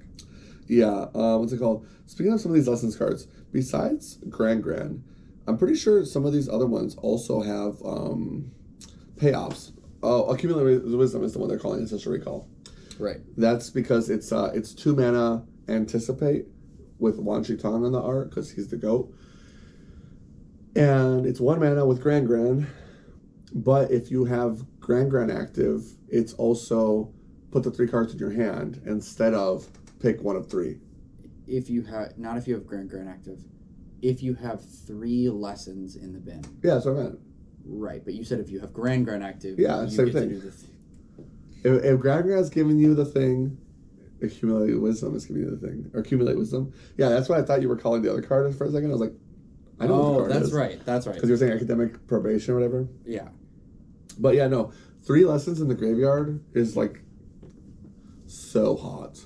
And it's so easy because you play Gran, you attack once, you discard 1, and then cast another spell. Yes. Or if you do the next one, Abandoned Attachments, yes. and like you discard another one. If you've discarded 1 with Gran, and Abandoned Attachments is like kind of so perfect for lessons because it itself is a lesson, and you're like pitch a lesson, you're done. It's so cool. Well, and one of the big hang-ups of that card for a long time is that there were a lot of versions of the discard 1, draw 2 that were sorcery speed. Oh yeah. Whereas this is instant, discard 1, draw 2 at instant speed. On top of that, I feel like I don't think they play tested this one enough. This is one of those moments where, like, I've said this before in the podcast, but like when they think a card is good, it's better. They don't know. And they're just not as good as the community, who can be. The community is always going to be better at the game than whoever's designing it. It's just a fact of nature. But there's no way they didn't go, no, and then go, maybe it should be 4 lessons in the graveyard. You know what I mean? Like, because to me, it feels like when I saw 3 lessons in the graveyard, at first I was like, that's fine, whatever. But like when you read all the cards, they're all like, please discard me, like throw me away. On top of the fact that you have I think it's called Abandoned Attachments with the hanging guitar artwork. On top of that, it'll quench you. Like Mana Leak's cool, right? And that was like a modern card for a long time. The 2 mana versions, like the two mana counters, unless they pay 2, have been in standard. And they've been like fine, Make whatever. Disappear, Spell Stutter. Yeah. They've been like fine, but like never kind of crazy. This one, it's like the fact that it's a lesson actually makes it kind of stupid. You know what I mean? Oh, for sure, because it's what makes this card better than any of the other versions. Yeah. Because like the only other one that I think is comparable is when they were doing Fable. What makes Disappear, I think, is stronger, technically. The only thing I like about this is that your deck wants to discard. So when you're playing against a guy you don't want the counterspell for, you're like... Well, it feels the same way as when Blue-Black mid-range in Standard was still playing like Fairy Mastermind, and then we also got Fabloom Trick. So that your Spell Stutter was like, counter unless you pay 6, because I'm already playing these fairies. Right. Like, that also was like really stupid good. I love that. I'm actually really hoping that we get that full circle, but Martial Machine's gone, right? So... Because I want fairies to be so good next month. Well, Lorwyn is the only way that'll make that happen. Well, that's why I said next month, bro. Yeah. I'm hoping that there's been some sweet like Merfolk stuff too. And we got good Merfolk. All the tribe stuff, I'm super excited for. And we got good Merfolk from Lost Caverns of Ixalan. But that's the thing. Foundations though in Bloomborough give us a ton of support for tribes. I mean, Duskmourn a little bit too, obviously with all the power. Badgermole Cub will be good for the green tribes, but like. Badgermole Cub is good in any deck that plays green. Yeah, I love tribal decks. That's what started me playing Magic. Like when I was in high school, my friend got me into Slivers, and that's a pretty casual, like normie story. Yep. Oh, I like Slivers. Oh, welcome to the game. You know? I mean, but I was that's me with Vampires. I was like 13 or 14. I was like, they all make it to Strongbow. Oh. And then Vampires. Then my friend showed me Elves. Same time frame. Imperious Perfect, tap make an elf. I'm like, dude, this deck just has pure raw synergy. I'm playing Slivers, I'm playing elves back then. Because this was like OG Lorwyn, and then like other stuff around that time. Oh man, tribes are so much fun. It's like whenever they like become playable again. In Modern for a long time, I loved decks like Elves, Merfolks. I played Elves in Legacy. Just like Legacy got me a lot of top 16s. Man, we just got Jack this close to like playing a new deck, and now you're like tribal, and he's gonna be like, oh, goblins. Yeah. Honestly though, like I hope he does get some good stuff, man. Goblins could use some love.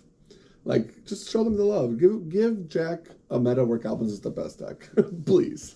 Or at least make it tier 2. Sure, yeah, whatever. Like Modern. So yeah, I didn't go over all the cards, but there's like Firebending Lesson, Combustion Technique, Abandoned Attachments. Eloquentia was like pretty low on the list of like most played cards. Ira's the Demonstration. I think that card is actually cracked. Because, like, that card normally would be like, this is okay. But it's 2 mana to deal 4 damage to a creature. Or 1 damage to all your opponent's creatures. That's a really good split card. Yeah, it's a good split card, and I think that also what makes it good, I mean, right, you want it because it's a lesson, but you also want it because, like, if you're playing into an opponent that has any otters out, they're blowing a spell to save all their stuff. Yes. Or they're just losing all their stuff. Yes. You know what I mean? Yeah, well, you need it. Or if you're on the draw, you're like, I gotta slow this guy down so I can get to my game plan before he does. That's a card that's gonna help you do it. On top of that, like, Flame Slash, that's a card that was, like, formerly really good in Modern. Like, 1 mana, deal 4 damage to a creature only. It was a really powerful spell. It was like, okay, kill basically any guy. Well, this is effectively the same thing with Gran. If you're, like, playing it for 1 mana, well, now it's like the what would be the hybrid card of Flame Slash or End Defense Sensitivities is kind of a fucked up card. You know what I mean? I just think it's so cool. The other top played cards were in the Airbending deck, which was Aang, Appa, and Aang, so Savior and Aang at the Crossroads. But yeah, Avatar, I mean, gave us effectively two and a half new decks, and it's pretty cool to see. I think the format's really fun right now. The World Championships is not going to be really indicative of what your locals looks like. It'll be indicative of what your RCQs look like. You'll definitely see Lessons players. You're definitely going to see Aura Board players. You're going to see green-black mid-range players or Abzan mid-range players. You're going to see some Jeskai or blue-white control players. You're going to see Dimir. Watch out for the Dimir guys, because usually those guys that stick to that deck are really good fucking players. I think your RCQs are going to be a lot of fun if you are a Magic enjoyer. These decks are really cool. Coming full circle, so we can wrap up the show. You wanted to talk about this earlier, and I made you wait. That's true. Because I wanted you to have no energy when you said it.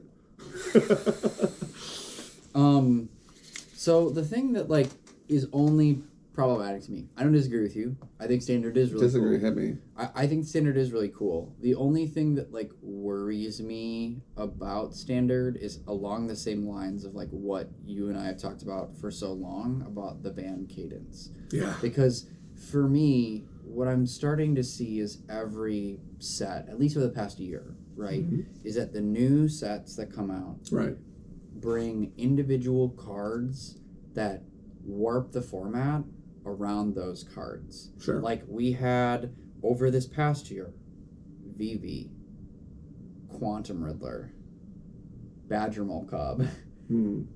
Lessons aside. I'm not sure if I agree with that point specifically.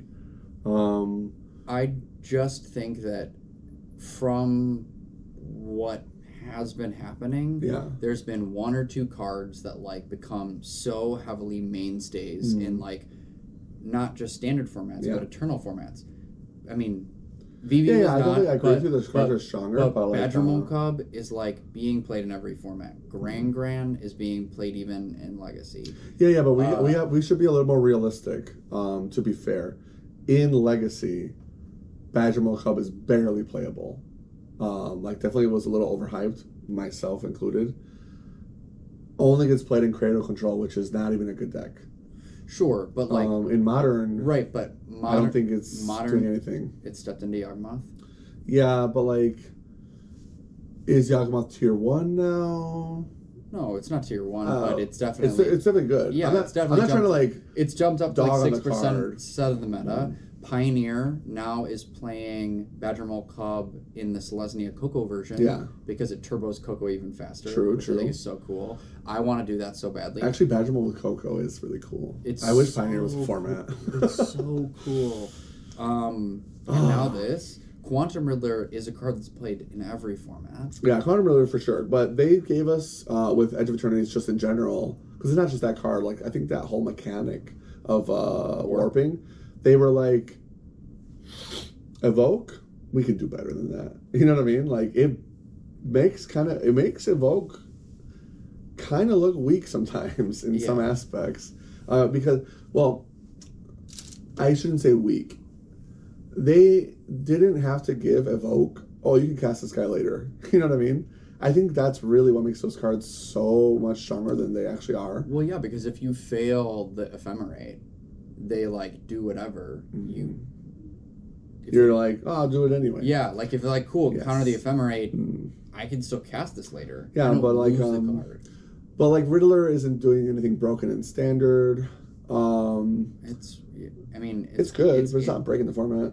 It is in one of the Is It decks. The mid range the mid range version plays Riddlers. Yeah, no, I get that, but like, and it was that. I guess my point would be like, if Riddler was making the format like everybody has to play Riddler, all the other decks suck. I would agree with the every set's releasing a bomb that warps the format. If that makes sense. I think that the warp the format part was a little too strong for me. Everything else that you're saying, I basically agree with. I was actually having this conversation with Devin Slater from FlexLot last night. He was agreeing with a lot of what you're saying. He was saying there's too many cards in the format. I knew I liked Devin. Yeah, you guys are boyfriends. I miss those days. His fiance doesn't know. Does Sabrina know? Oh gosh. I'm sorry, honey. He was saying that he doesn't think they can keep up with it and that there's too many cards in the format. So every set, they're going to have to reevaluate. And I was saying, I agree, because I agree with you guys. I just don't think it's a problem for me. But it is a problem, to your point, that they haven't caught up with how many cards they're printing. For sure. What I mean? Well, they haven't caught up with how many cards that they're printing, and I think what makes it worse is that, right, design philosophy. They want to make these new cards from these Universes Beyond sets not only flavor to the character that they're representing, but they also want people to play with the card. They want it to be good. Yeah. And so it feels like they've been pushing the envelope of like what strength we have on some of these cards, that like what we see with Badger Molcob and Quantum Riddler and Vivi and whoever, I think is just going to continue to happen while we're not also keeping up better band cadence. I don't think it's a UB thing, though. I agree with what you're saying. No, I don't think it's like specifically to UB, but like, do you think? I mean, not necessarily Captain America, but like, they're gonna make some cards like good. I think it's gonna be because all the cards are good now, if that makes sense, and that's what I like. That's why I don't have an issue with it, because it could go one of two ways. It could be an issue because they're not addressing it. At least it feels like to me they're not addressing it. I like where the design is at. I actually think the design team's doing a really good job. I think they need to hire specific people that are like auditors. Like they need to have guys that are on the audit team watching them design cards and being like, we think that's too good because we're looking at this, and their job is like bands. It doesn't have to be a lot of guys. Just get two fucking autistic guys that are like goated at Magic and make sure that they're like in a room 40 hours a week trying to break the format. It's like programming. Google will pay you, or Microsoft will pay you, to find flaws in their system if you do it legally, not like trying to hack them. But like if you find a flaw with Windows, you can show them. They'll pay you $10,000. Oh, dude, I hope they do. Hey, my computer's not turning on. Yeah. For me, it's like, hey, why is it in Outlook?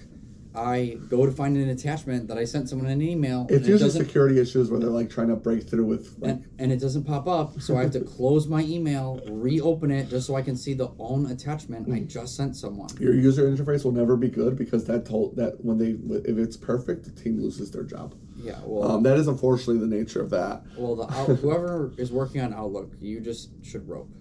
Oh, jeez. How about knife? We'll give him a different murders card. Yeah. How about candlestick? How about live, laugh, toaster bath? That is the most me shit I've ever heard from Frank in my life. I've been hanging out with him for too long. Oh wow, I haven't heard that one. I'm gonna have to borrow that. You got a toaster? I do. But yeah. So I guess like Devin and I couldn't agree because he was saying this is why it's bad, and I was like, this is why I think it's good. We agree that there's like an issue.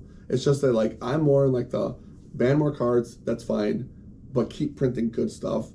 I don't necessarily mean like reprint the Power 9, but like the best cards in Magic, some of the most powerful cards in the game are still from the 90s, you know what I mean? Yeah. And to the point now where we it's not just UB. Bloomberg and Dustmore printed some cards that we were like, oh, what the fuck? You know, Foundations even has some pretty good bangers. It's just like Standard in general, I would say, arguably since 2019. We had a little patch there where the power level went down, and I think occasionally they're going to just do hard resets where like the power level dips and a set comes out and it's like a mitter, like Aether Drift, you know?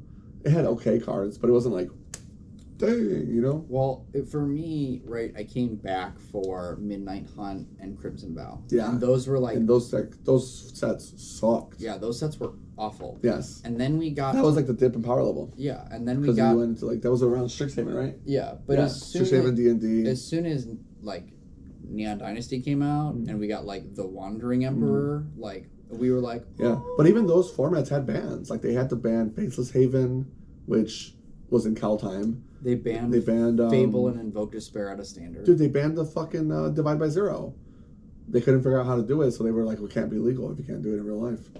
The 3 mana bounce counterspell. Yeah, well, it's that would be cool to see in Pioneer again. It's 3 mana bounce, and then you learn or whatever.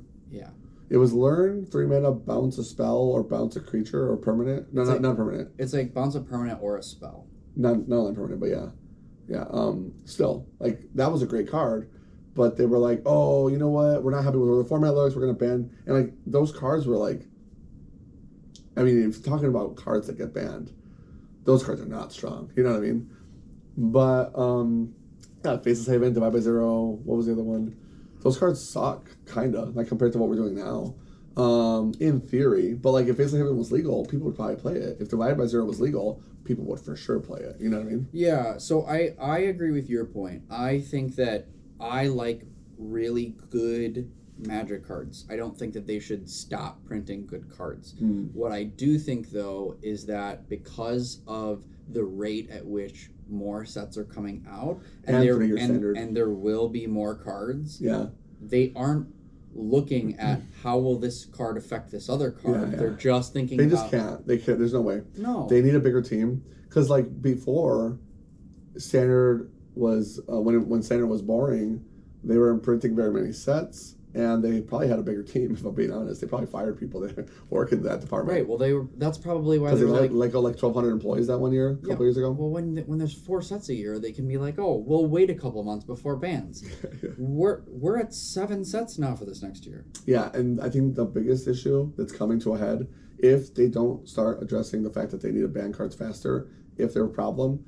And honestly, like, feel free to, like, ban and unban, you know, like, test a little bit. But 7 sets are coming next year. 2026 isn't going to rotate.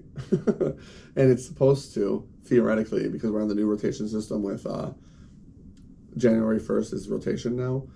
But I think someone counted and said that there are as many cards in Standard as there were when Modern started. Yeah, it feels like expanded. Yeah. Which is what Modern was when it started. It was basically expanded plus. In the current Standard format, that's crazy. Yeah, but, like, let's be real. Like, half those cards are dog shit or, like, not relevant to, like, the meta. No, the majority of them are dog. In terms of, like, Standard metagame. Yeah, but the same is probably true for Modern. Not all those cards were... Like, all of the cards that were illegal in Modern, the majority were dog. I don't know. It's hard to say because at that time, Modern had, like, a lot of different decks that were, like, Standard playable that everybody started bringing back. It's hard to compare, in my opinion. But I feel like this Standard does have a lot of different decks. It's just Modern back then had more unique decks because it was, like, more cards from much of a bigger spread of play patterns. Like, cards from, like, Mirrodin weren't really playing with, like, Zendikar cards, you know? Like, maybe 1 or 2 would overlap. But cards from, like, Brothers War and, like, all the sets surrounding it all want to be with each other. That might be, like, what's even more of an issue is they're designed in synergy, and we have more than ever. Yeah, and that's, like, that's part of the thing that I think makes at least playing Magic really difficult right now, is that, like, even in Standard, right? Yeah. Is It Lessons is outdrawing probably most decks that are playing, and then what's coming after that? Combo. Yeah. Yeah, it's interesting. I think people wouldn't be as upset with like bans if the decks weren't like raping their wallet. That's the part that I think is the toughest because it is hard because on the one hand it's like it's a luxury hobby, obviously, but the like Pokemon kind of has this solved, you know, and Magic hasn't really figured it out yet. But like Pokemon cards, they are expensive, just as expensive as Magic, and like they always sell out, right? Like obviously Magic sets are doing a lot better now; they're selling pretty quickly, but the standards in Pokemon are like free, like I'm talking like $40-$50 tier 1 deck. wow, You know what I mean? that sounds so nice. It is really nice, Now and they don't have collector packs ever. I mean, they have like specialty products like ultra premium sucky fuckies whatever, but those are not like tied to the set. They're like additional supplemental products. Sure. And supplemental in the way that they're not fucking like reprint double masters like bullshit. You know what I mean? Like, well, yeah, because if you want to play any of these decks that have Badgermole Cub alone is $280 for your playset. yes. And in Pokemon, it'd be foil borderless Badgermole Cub is $1,000. Regular Badgermole Cub is $10 to $20. That's how it would be in Pokemon. Because like when a card is good in Pokemon and its price is tied to its value, they could be like $20-something sometimes.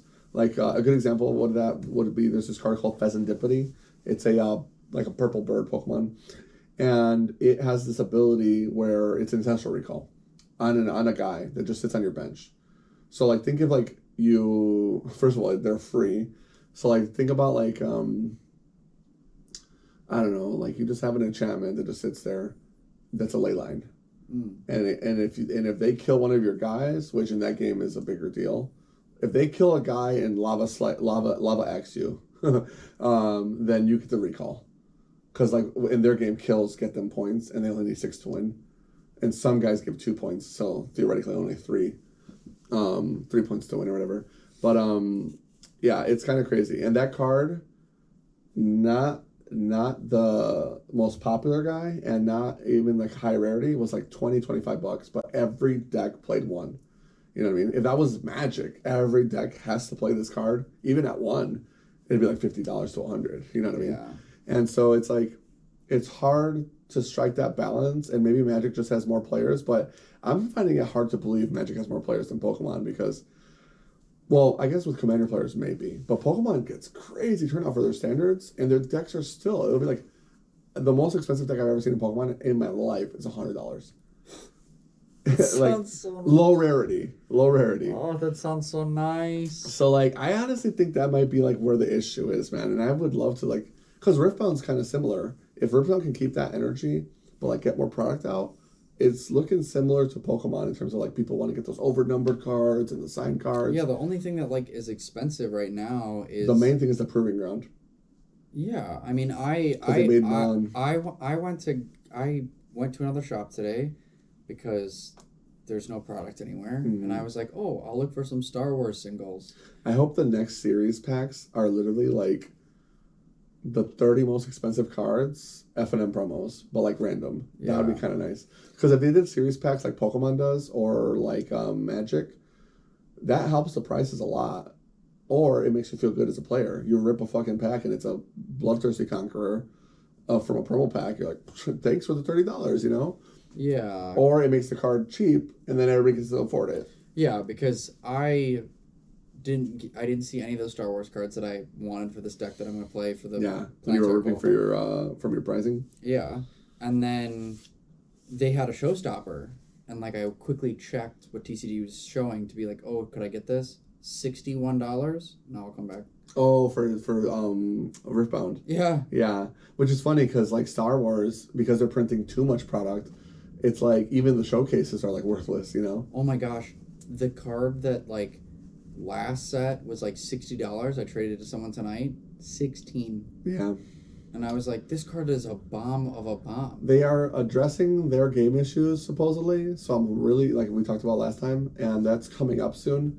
The whatever their fix is, I really hope they fix it because Star Wars is such a good game. It really is. Like Devin was making fun of me yesterday. He's like, "Are there any card games you don't like?" I'm like, "Yeah, I don't stock them. If I stock the game, I believe in it. I don't stock products that I don't think are good because it harkens back. I want to provide the customer with a service or a product that I would want for myself. Why would I stock Flesh and Blood if I think that game sucks? You know what I mean? I just don't do it. Pokemon, I don't stock Yu-Gi-Oh either. And I actually kind of like Yu-Gi-Oh. I just don't believe in the product. Pokemon, Weiss Wars, Magic. Yeah, the people that believe in Star Yu-Gi-Oh Wars. are like the people that believe in pre-modern. No, that's not as cope. Pre-modern is cope. Yu-Gi-Oh was a former top 3. Yeah, no, I know that Yu-Gi-Oh used to be a game, but pre-modern is cope. And It's just it is Cell. Stop it. It's only like just now losing its status. But Yu-Gi-Oh by sales volume, you'd be surprised. It is still one of the top 10. Still? Yeah. Who the hell plays that game? Well, there are other countries, but there are also other stores. You know, I think the guy in Bartlett, my buddies go to that shop. It's called Forever After or That Yu-Gi-Oh Mint or whatever. That's so funny you say that. That store is literally like right by your house. Yes, it's like touching my house. Yeah, I know. It was really close to where I used to live with Sergio on Streamwood, right by Bartlett Road. Yeah.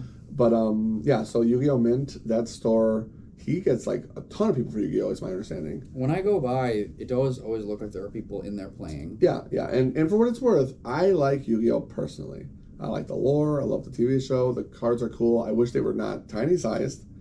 Honestly, if Yu-Gi-Oh wanted to hit a harder reset and be like, we're making the cards standard sized, let's do it and make a standard format and get rid of, whatever you're doing. They're actually finally trying to address it. They're making a new format. It's point system, kind of like Highlander, which is kind of cool. Yeah. Well, we're not a Yu-Gi-Oh podcast, so anyways. Thank God. I'd kill myself. There's a lot to talk about with Standard. I really want to know if you guys agree or disagree. Let me know in the comments or in Discord. I'm always down to chat. I don't think there are no issues, and I agree with a lot of what Frank's saying.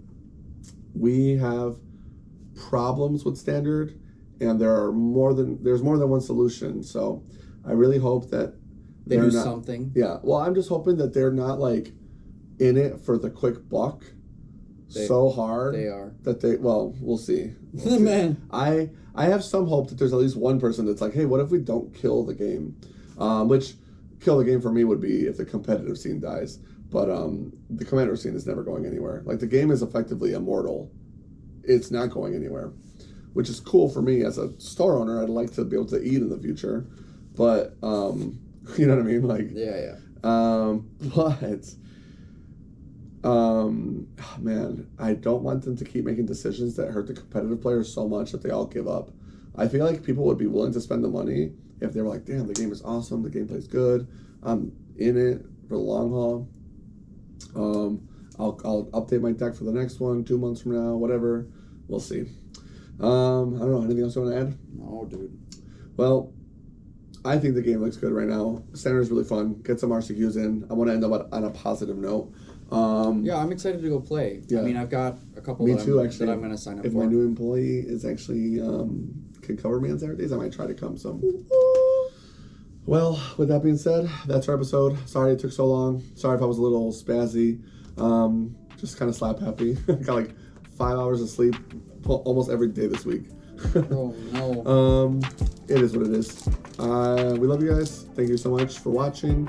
And if you are a patron, shout outs. You guys are the best, helping us keep the lights on. Shout outs to our buddy Sal for all the work he does for us, letting us borrow his cameras. Check out his channel, MTG Chicago. He's got 2 other ones now, Riftbound Chicago for the Riftbound homies, and another channel called Painter's Servant. It's actually really cool. Still going down the history of artifacts. Sal is the reason we can get these episodes out to you guys really fast, though, so any support you guys can show him is greatly appreciated. Hit us up in Discord. Shout outs to anybody that is in our Discord, all of our friend group. You guys are the best. Shout outs to Borsat Gaming for letting us record here, and also for being the store that I work at, because it is I try to make it the spot where people want to play. And shout outs to Nancy Steroids for the intro and outro music you are probably hearing right now or about to hear. And shout outs to... That was it. You just needed Nancy steroids. So when you hit it, I was like, good. Hell yeah. All right, well, we did it. Anyways, catch us next time when we talk about Lorwyn. probably... Pre-release. Is it Lorwyn Premiers? I think that's in end of. I think it's Is end it of end of January. January? I believe it's end of January. Just kidding. The next one is probably going to be our year wrap up. Oh yeah, Oh yes, Because, year in review. You know, it's almost about to be that time. It's the 12th now, as of 20 minutes ago. We started recording on the 11th. So yeah, 2 weeks from whenever the episode comes out. Yeah, pretty much end of the year. It'll be right before New Year's. You guys get this episode maybe after Christmas or around that time. And we'll probably talk about, you know, whatever we think are the best draft formats like we did last time. Rate some stuff. If there's anything you guys want us to rate or review for this year, let us know. Would love to hear your guys' thoughts. Otherwise, thanks for watching. That's our show. Catch you next time. Peace.